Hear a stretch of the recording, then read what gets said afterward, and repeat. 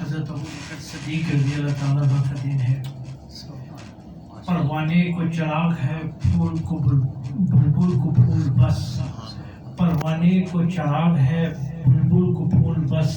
صدیق کے لیے ہے خدا کا رسول بس.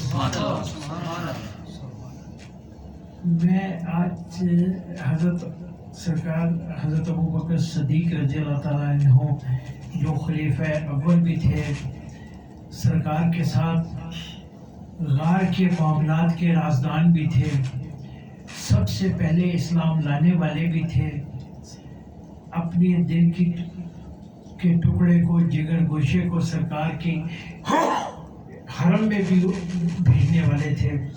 اور پتہ نہیں کیا ان کے مناقب اور واقف ہیں کہ اللہ ہی جانے اور اللہ کا رسول ہی جانے، کہ آخر میں تو یہی رہ گیا تھا کہ آپ صلی اللہ علیہ وسلم نے ان کو جب تک قیامت نہیں آتی اپنے ساتھ آرام فرما رہے ہیں. لیکن میں آج دوسرے موضوع پہ یہ کہنا چاہ رہا تھا کہ ہم نے کچھ عرصے سے، بلکہ اہل سنت والجماعت میں حالانکہ ایسا نہیں تھا، لیکن اب ہم نے اہل سنت والجماعت میں بھی یہ جو کچھ شخصیات کو کچھ شخصیات سے موازنہ شروع کر دیا ہے، یہ بات ٹھیک نہیں ہے. ہر شخص کا ایک اپنا مقام ہے اور یہ سب آپس میں دوست ہیں. ہم دیکھتے ہیں تو مولا علی مشکل کشا جو ہے وہ حضرت ابوبکر رضی اللہ تعالیٰ عنہ حضرت عمر فاروق کے دوست تھے، اور ایک دوسرے کے گھر ایک دوسرے کی شادیاں ہوئی تھیں. ان کے گھر ان کی بیٹیاں تھیں، ان کے گھر ان کی بیٹیاں تھیں، ان کے گھروں میں ان کی بہنیں تھیں، ان کے گھروں میں ان کی بہنیں تھیں، اور بڑے کلوزلی ایک دوسرے کے ساتھ محبت پیار سے رہتے تھے. اور ہم نے اہل بیت کو توبہ باللہ اس طرح شروع کر دیا کہ اہل بیت کو باقی صحابہ کے سامنے کھڑا کرنے کی پوزیشن میں لیا.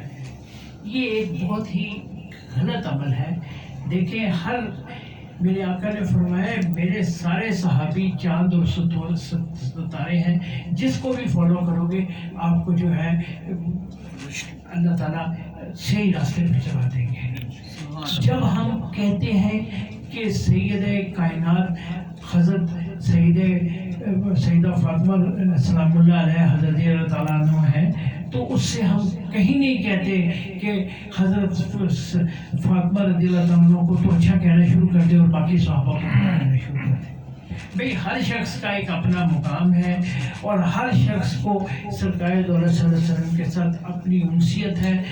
حتیٰ کہ ایک صحابی اگر ان کا نام ہمیں نہیں بھی پتا تو یہ واقعہ پتا ہے کہ انہوں نے کہا کہ آپ صلی اللہ علیہ وسلم کو کہ جب آپ نے کہا کہ کسی کا میں نے کچھ لینا دینا ہے تو مجھ سے بدلہ لے لے، تو آپ نے کہا، انہوں نے کہا کہ آپ نے تو مجھے ایک دفعہ ایک سٹک ماری تھی اور آپ اپنا جسم کا کپڑا مبارک کو اوپر کرے، اور آخر میں پتہ لگا کہ انہوں نے تو صرف جسم مبارک کو چومنے کے لیے یہ بات کی. اس سے پتہ لگتا ہے کہ ان کا بھی عشق اس انتہا کے درجے کے اوپر تھا کہ ہر صحابی کا عشق انتہا کے درجے.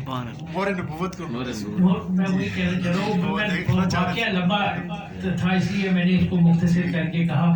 وہ صاحب کہہ رہے کہ پیچھے ایکچولی کمر مبارک کے اوپر، پشت مبارک کے اوپر ہر نبی کے آپ صلی اللہ علیہ وسلم کی مہر نبوت ہے، اور انہوں نے سن لیا تھا کہ اگر میں مہر نبوت کو چوم لوں گا تو میں دوزخ میں نہیں جاؤں گا. یہ تو ان کی، یعنی کہ یہ ہر صحابی کا یہ تھا.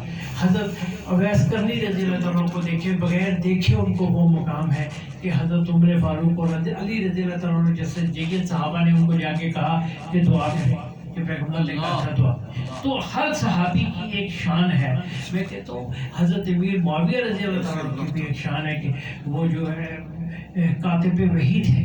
تو ہم نے اس دور میں آ کے 1400 سال کے بعد لڑائی جھگڑے کی کیوں نئی صورتحال بنا رہے ہیں؟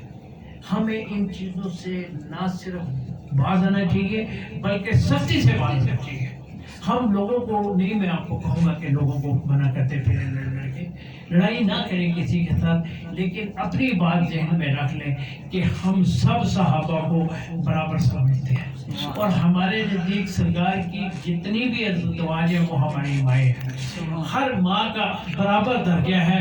ہم ماؤں میں یہ نہیں کہہ سکتے کہ وہ ماں تو بڑی ہے، یہ سب مائیں برابر ہیں، سب ماؤں کو ماننا، سب ماؤں کی عزت کرنا فرض ہے۔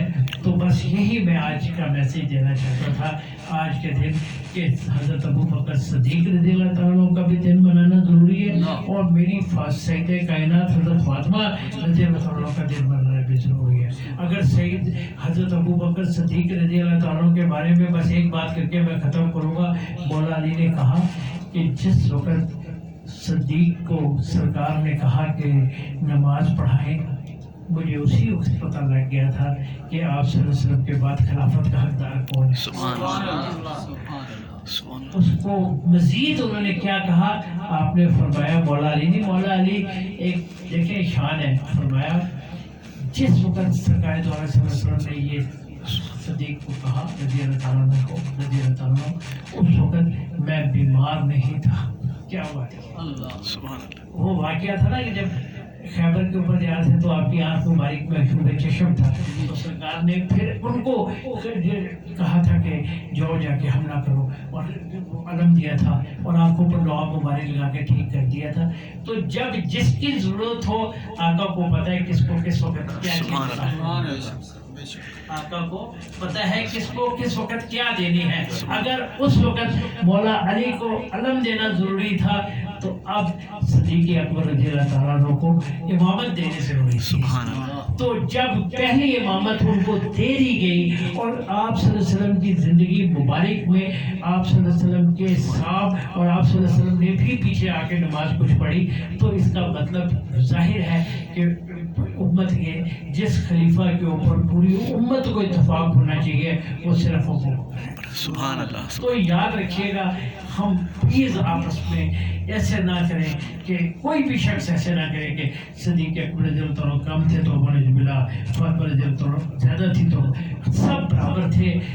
وہ ان کو خاتون جنت کا خطاب دیا گیا، ان کو جو ہے پہلے خلیفہ کا خطاب دیا گیا، ان کو کہا گیا کہ میرے بعد سب سے پہلے دنیا میں وہی آئیں گی، جنت میں مجھ سے ملیں گی، اور ان کو کہہ دیا گیا کہ جب اٹھیں گے تو جس طرح میں یہاں ابو بکر اور عمر کے ساتھ ہوں، اس طرح قیامت میں بھی جب اٹھیں گے تو میرے دائیں طرف ابو بکر اور بائیں طرف عمر ہوں۔ تو سب کا ایک مقام ہے، سب کا ایک ہر جگہ ہے، ہمیں ہر شخص کو اس مقام پہ، ہر صحابی کرام رضی اللہ تعالیٰ کو جائز مقام اور بیسٹ مقام دینا ہے۔ ہم کوئی نہیں ہوتے کہ ہم ان کو آپس میں تفریق کریں۔ ہمارے لیے سب جو ہے قابل عزت ہے، قابل احترام ہے۔ اللہ تعالیٰ ہمیں اس راستے پر چلنے کی توفیق عطا فرمائے۔ وآخر دعوانا ان الحمد للہ رب العالمین۔